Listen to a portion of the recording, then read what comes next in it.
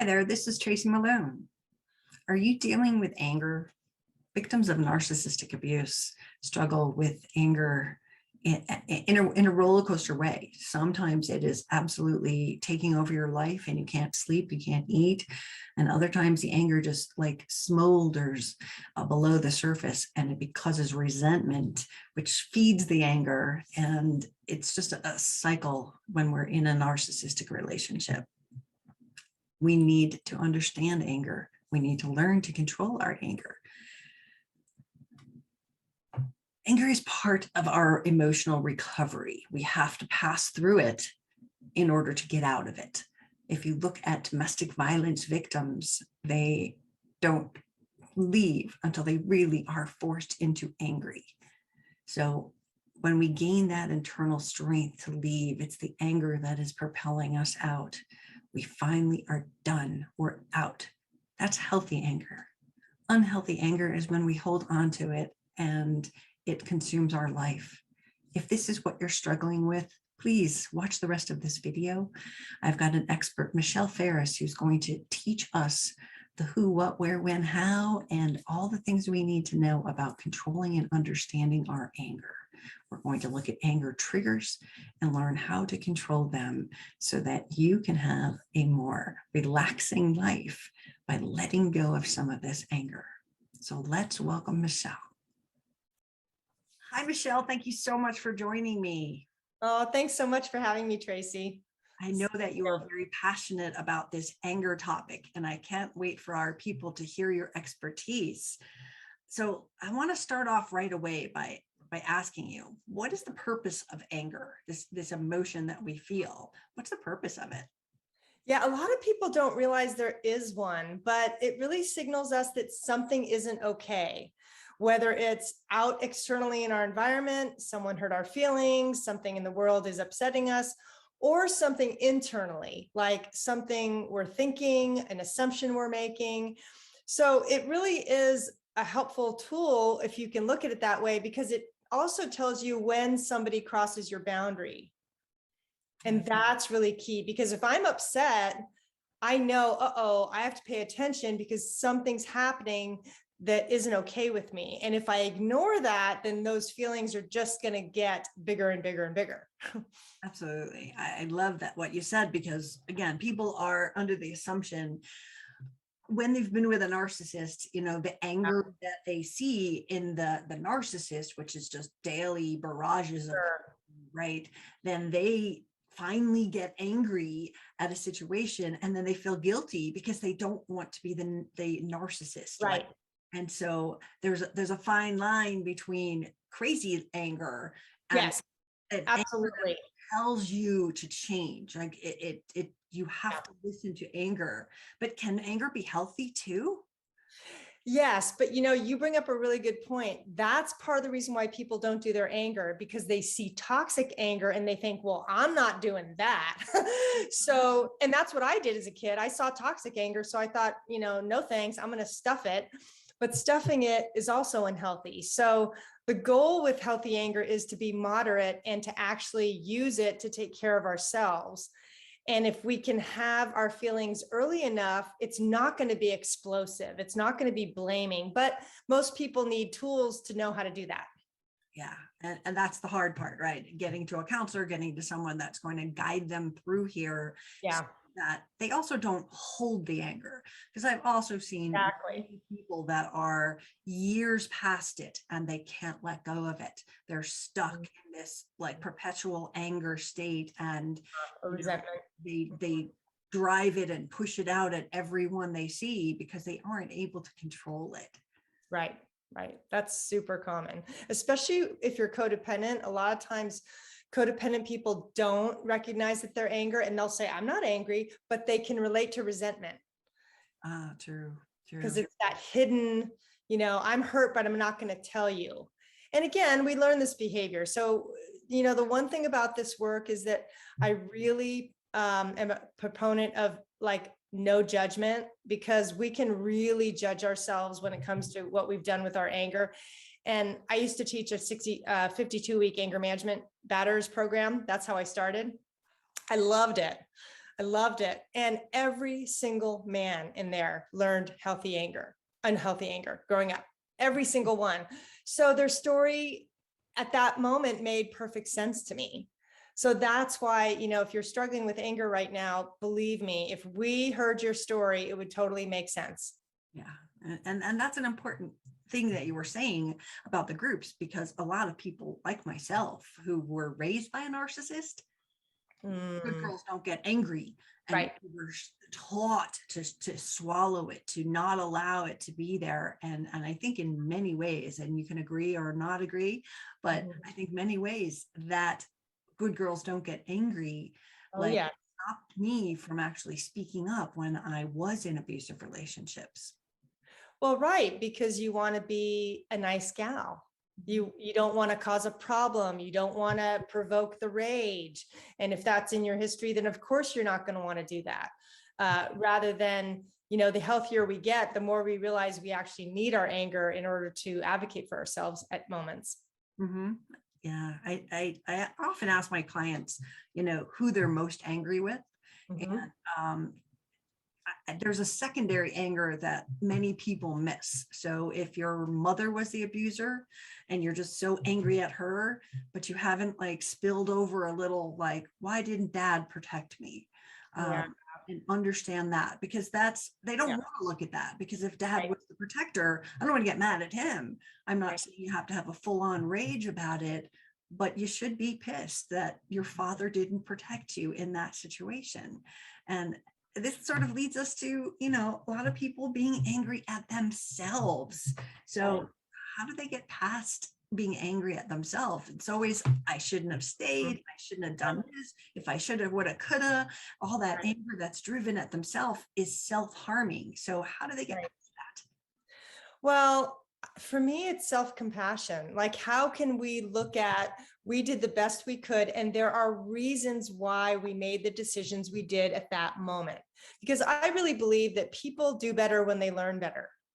They can't do what they don't know. So, and the other thing is if your best friend came to you with the same story, I would bet you wouldn't judge them. And you would say, oh, I totally understand why you made that choice. So it's like, can we put ourselves in that other person's shoes and have compassion for our own story?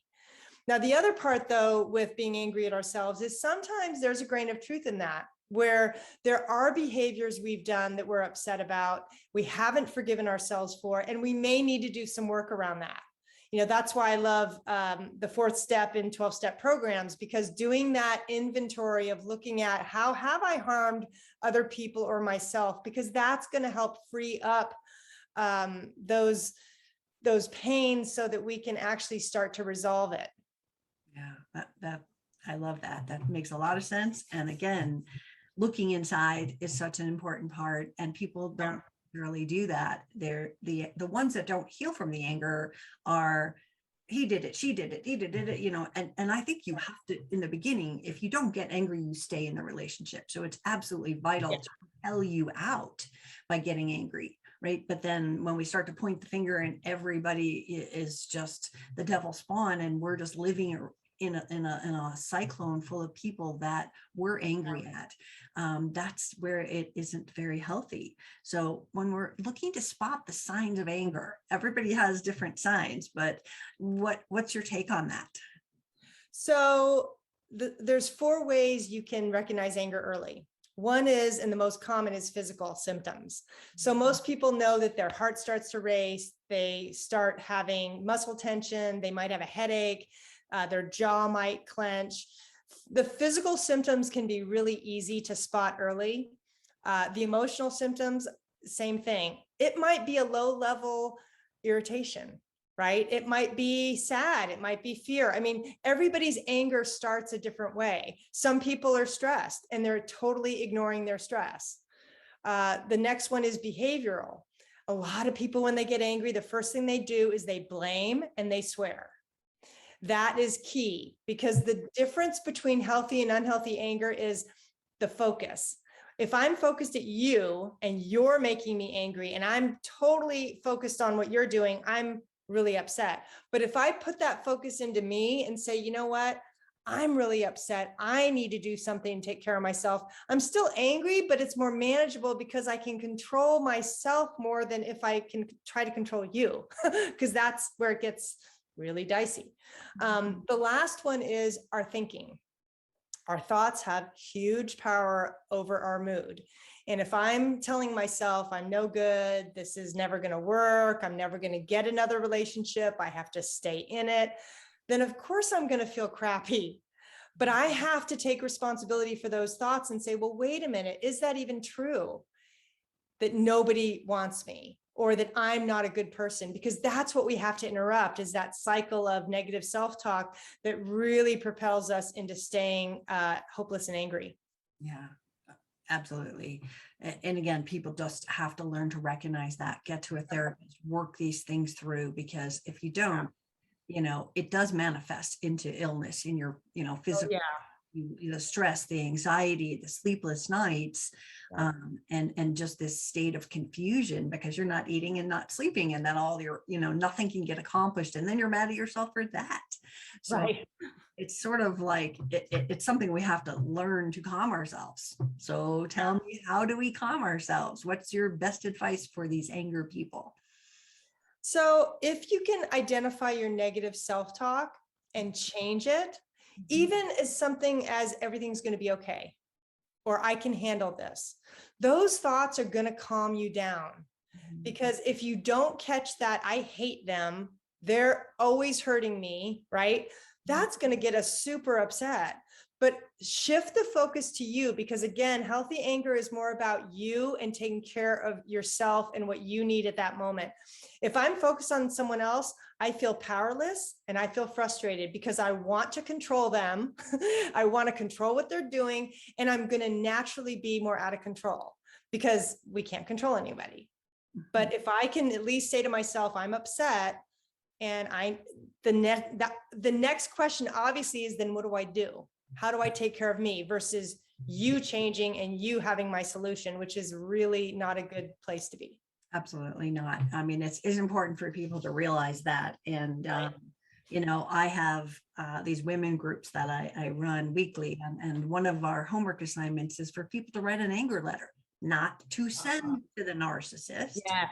just to get it out of your head, clear it out. Like, it can be so therapeutic. It's better when you read it to someone, but just getting it, don't mail it, don't send it, burn it. That's right. Do whatever you want to. Make a big fat water ball and squish it and throw it at the wall. Just get that anger out. And instead of holding it and bottling it up, getting it out in that way does help a lot of people as well. Absolutely. That's super important. I love that, because I think in writing, that's the one place I tell people, do the uncensored version. You can swear, you can hate, you can do whatever you want, because you're not going to hurt the piece of paper, and it's going to get that out of you. So I love that you have them do that. It's closure. I mean, it's the closure we wish we could get, the thing we wish we could say, put it on that piece of paper, and then literally, watch it sort of implode and float away, because you're free, not holding it. That's what I like to know. So I also know that anger is a secondary emotion, right? It is an emotion that is a reaction to some kind of fundamental other, like something that was done to us, and we perceive harm. And many people don't realize that, when someone gives you the silent treatment, you are angry, but it's because you were unheard. It's because you were ignored, invalidated, right? Yes. So it's getting in touch with those things above. Here's the event, here's the anger. And I say, why are you angry? Because they did that. Well, that's putting you in a perpetual loop. You're not finding the answers, that you were feeling unsafe, or you were trapped or controlled or blamed. Look for the why you are so upset. Exactly. Yeah. What other pieces can you add to that? Well, it's finding the trigger. Exactly what you said, because I remember I dated someone who was always late, and it drove me nuts, until what I realized was I was in my head saying, he doesn't love me because he's not on time. Now, being loved and being on time are two totally different things. And one day I realized that, and I was like, oh my God, the meaning I'm assigning to his being late has nothing to do with me. He just was late. He was late to everything. But I had to get to what the meaning was for me, just like you said, because everybody's going to have a different meaning. Everybody, depending on their life experience, depending on what their triggers were, being disrespected and not being heard are the two biggies that I keep hearing over and over and over. And I'm not enough. Maybe your partner's saying something that's semi-critical and you're hearing, I'm worthless. Well, no, that's not actually what's being said, but it's important to know where you go, what rabbit hole you go down, because that's going to help you take responsibility that, hey, that's my rabbit hole. My partner isn't doing that. I'm doing that based on my history. And of course you are. How could you not? So this isn't about fault or blame of yourself. It's really about understanding how your story is impacting you today. That's beautiful. But think about, like, if someone makes you feel guilty or shame, why? Well, I feel like the bad guy. I didn't do that. You're justifying in your mind, which is building the anger bubble, right? It's just making you in a place. So when you can learn to tap into the triggers and the emotions beyond the anger, the why, that makes getting rid of the anger a whole lot simpler. Just like you said with the boyfriend story, it's a perfect example of how we think this and we interpret it as, I'm not good enough. He's not doing what I need him to do. But deeper than that, every time I'm invalidated, I'm going to get angry. Oh, that's what happened.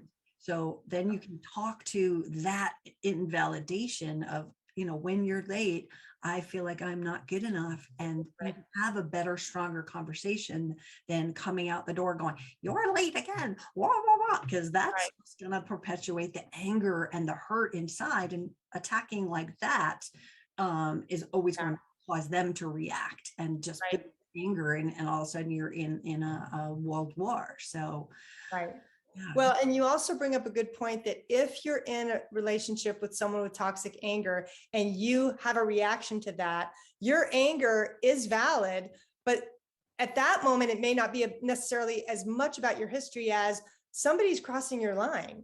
They are treating you poorly, and that anger is trying to get your attention to say, hey, this isn't okay with me. I need to leave.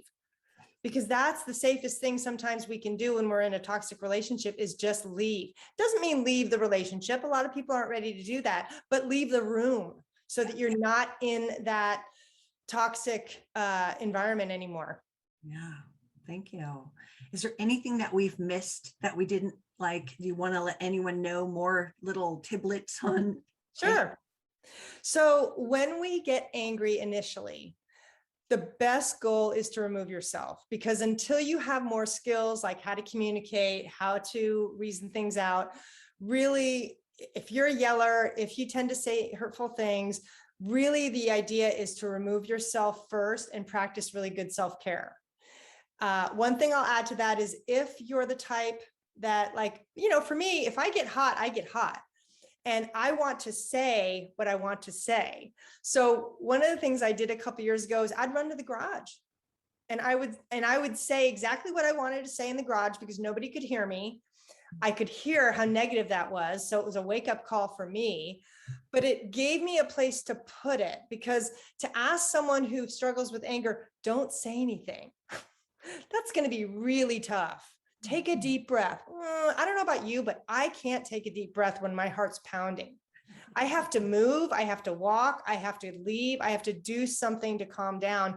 But that often means leaving the situation. So, if you can at least do that and send a text to your partner and say, hey, I'm just, I need a break. Don't engage, just leave, and then come back when you're calm. And there's a lot more to it, but essentially it's really important to just remove yourself before you say or do something that you'll regret.